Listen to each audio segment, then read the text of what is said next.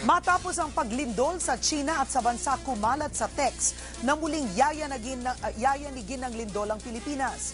Mariing pinabulaan na naman ito ng PHIVOLCS. Nagpapatrol Zian Ambrosio.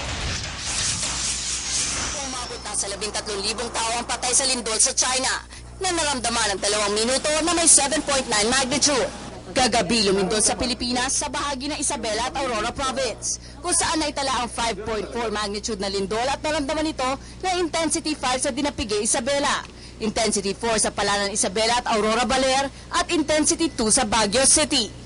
Tingnan natin, ito yung magnitude 5.4 earthquake na naitala sa Isabela at Aurora, at ang taas ng paggalaw ng panukat ay hindi masyado. Pero kung titingnan natin yung record ng lindol na galing sa China, malayo na ang pinanggalingan, ay yung pagkilos ng recorder ay umabot dun sa hangganan.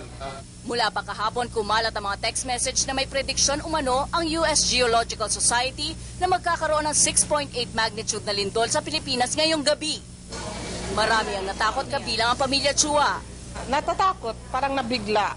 Kasi yung nangyayari nga ngayon sa China, na ang dami-daming namamatay. Sinaliksik namin pero walang US Geological Society. Ito ay isang hoax o di kaya ay hindi po totoo to. Wala pong organisasyon ngayon na may kapasidad na makakapagsabi na magkakaroon ng isang malakas na lindol sa eksaktong araw at oras. Pero bilang paghahanda na rin, may mga dapat tandaan kapag may lindol. Una, huwag mag-panic. Pangalawa, pag nasa gusali, lumayo sa bintana lalo na sa salamin. Alamin ang mga exits ng gusali. Kung nasa daan naman, umiwas sa matataas na gusali. Ayon sa PHIVOLCS at mga rescue team, isa sa dapat iwasan kapag may lindol ay ang pagpunta at pagtawid sa mga tulay dahil baka bumigay ang mga ito. Kung nakulong naman sa gumuhong gusali, huwag ubusin ang lakas tulad ng pagsigaw. Unang-una, pag sumigaw tayo, mawawalan tayo ng energy, no? Pwede tayong kumuha ng kahit bato dyan, no? Tuktok lang tayo ng tuktok.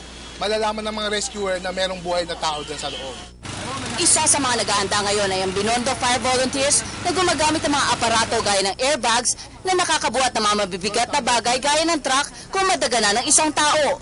Sa huli, payo ng PHIVOLCS, magdasal. Magdasal tayo for a good purpose. Hindi po to dahil sa nangyayaring panic. Dapat hindi po tayo... Zian Ambrosio, Patrol ng Pilipino.